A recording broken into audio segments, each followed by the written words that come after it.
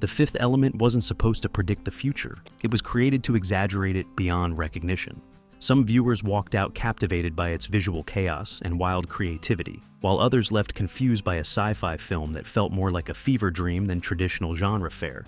But here's the strange part.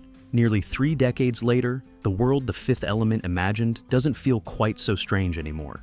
The crowded skies, the endless advertisements, the culture of constant attention-seeking, what once seemed like pure fantasy now looks uncomfortably familiar. And that raises an interesting question about what this movie really was. It all starts with a city that seemed impossible to take seriously. A future that looked like a cartoon. The opening shots of The Fifth Element showed a New York City that looked absurd. Towers stacked impossibly high, flying cars weaving through traffic lanes in the sky, and massive digital billboards screaming for attention from every surface. It was a vision so exaggerated that it felt more like a comic book than a serious prediction of urban development. Yet walk through Tokyo, Dubai, or Shanghai today, and the comparison becomes uncomfortable. Modern megacities have embraced vertical growth with the same obsessive energy, building upward because there's nowhere else to go. Digital advertisements cover entire building facades, competing for eyeballs with brightness and movement that would have seemed impossible in 1997. Drone delivery systems and urban air mobility projects are turning those flying car fantasies into engineering proposals. The film's humor and vibrant color palette mask something darker, a civilization so obsessed with constant motion and endless expansion that it had lost any sense of balance. Besson didn't create an impossible future. He simply arrived at our present a few decades early. Fashion ahead of its time.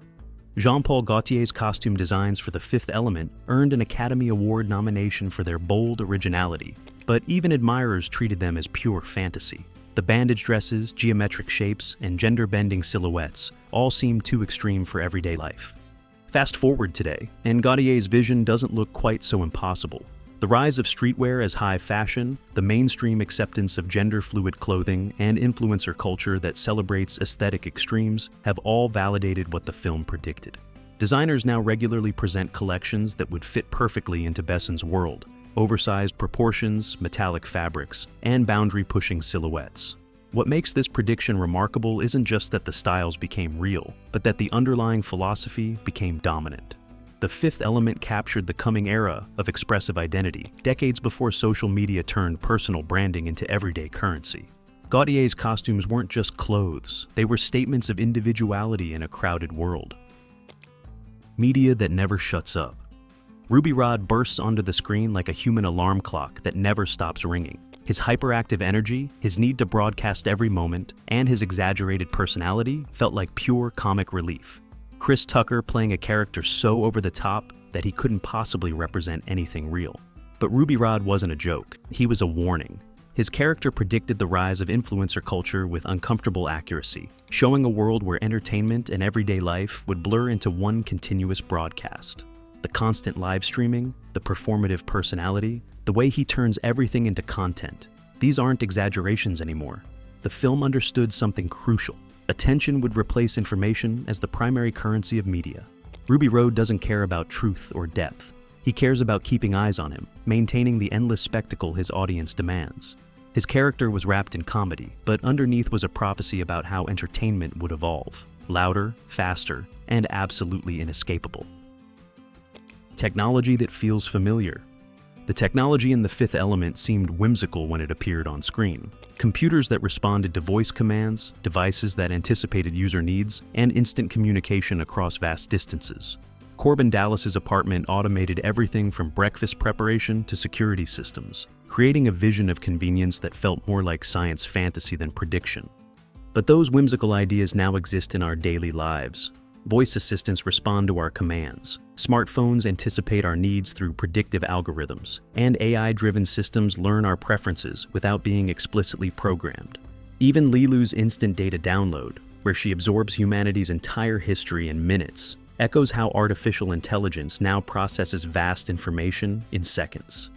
The film imagined technology designed to serve convenience, but it also showed the risk of being overwhelmed by it. Characters live in a world where machines handle everything, yet they seem more stressed than ever. The Fifth Element understood that future technology wouldn't just make life easier, it would fundamentally change how humans interact with reality itself. Corporate control and everyday chaos. Gary Oldman's Zorg runs an empire that manufactures destruction while speaking the language of progress. His character wasn't just a villain, he was a symbol of profit-driven philosophy taken to its logical extreme. Zorg builds weapons, controls resources, and manipulates systems while genuinely believing he's advancing civilization through creative destruction. This vision feels increasingly familiar. Today's corporations operate in similar territory, balancing innovation with ethical compromise while wielding influence that rivals governments. The Fifth Element foresaw a future where a handful of global powers would control technology, resources, and even shape morality through their business decisions. The film presented this as both satire and prophecy, warning that unchecked corporate ambition leads to destruction disguised as advancement. Zorg isn't evil in his own mind. He's simply optimizing for profit in a system that rewards exactly that behavior. 3 decades later, that feels less like science fiction and more like business news.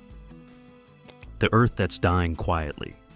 The Earth shown in The Fifth Element is polluted, overcrowded, and barely habitable at ground level. Humanity has responded not by fixing the damage, but by building upward, creating vertical cities that let people escape the decay below. It's a civilization that treats environmental destruction as an engineering problem. Just build higher and pretend the ground doesn't exist. This pattern mirrors how modern society handles ecological crisis. We develop new technologies and explore digital escapism, rather than confronting the fundamental imbalance in how we consume resources. The film shows people living disconnected from the natural world, their lives mediated through artificial environments and screens. Beneath its humor and action, The Fifth Element carried a quiet plea for environmental consciousness long before it became mainstream. The movie understood that humanity's instinct would be to escape rather than repair, to innovate around problems rather than solve them. That insight grows more relevant every year. The hope hidden in Leeloo. Amid all the technology, chaos, and corporate power, one character stands apart from the noise. Leeloo arrives as humanity's supposed savior, a perfect being designed to protect the world from ultimate destruction. But her real journey isn't about her supernatural abilities. It's about discovering whether humanity is even worth saving in the first place. Her struggle becomes deeply human when she downloads all of human history and sees the endless cycle of violence, greed, and suffering. The moment she questions her mission, asking why she should save a species that seems intent on destroying itself, the film reveals its true concern. The Fifth Element predicted a world drowning in information, but starved for genuine emotion and connection, where knowledge would be abundant, but wisdom increasingly rare. What ultimately saves the world isn't Leeloo's power, but Corbin's love, a simple human emotion in a film filled with spectacle. The movie understood that compassion, not technology or strength, would be humanity's most valuable trait in an increasingly cold and calculated future. That message grows more powerful as our world becomes more connected, yet feels more isolated than ever. The timeless human message. The Fifth Element didn't succeed at predicting specific gadgets or political systems. It succeeded at predicting human behavior. The film understood that no matter how advanced our technology became, or how our cities evolved, humanity would still face the same fundamental choice between compassion and consumption, between connection and isolation. That's why Besson's world still feels alive nearly 30 years later. It captured something essential about how humans respond to overwhelming change, with humor, chaos, and desperate attempts to find meaning amid the noise. The exaggerated visuals and wild tone weren't just stylistic choices. They reflected how absurd and overwhelming modern life would become. Watching the film today, we realize it wasn't really about the future at all. It was about recognizing patterns in human nature that would repeat regardless of technological advancement. The movie simply hoped we'd recognize those patterns and choose differently. Choose love over destruction, connection over isolation, compassion over profit. 3 decades later, The Fifth Element stands not as a fantasy, but as a reflection of who we've become. A society overflowing with noise, color, and endless motion, still searching for meaning amid the chaos. The film's wild predictions remind us that the future isn't really about the machines we build or the cities we construct. It's about the choices we make with them and whether we prioritize connection over consumption. Besson's vision captured something essential, that humanity's greatest challenge wouldn't be surviving technological advancement, but remembering what makes us human in the first place. The movie understood that we'd build the flying cars and the smart devices, but questioned whether we'd lose ourselves in the process. Every year that passes makes that question more urgent and more relevant to our daily lives. If this movie still feels strangely real to you, don't forget to like and subscribe for more deep dives into the stories that saw the future coming. Tell us in the comments, what part of The Fifth Element do you think captured our world best?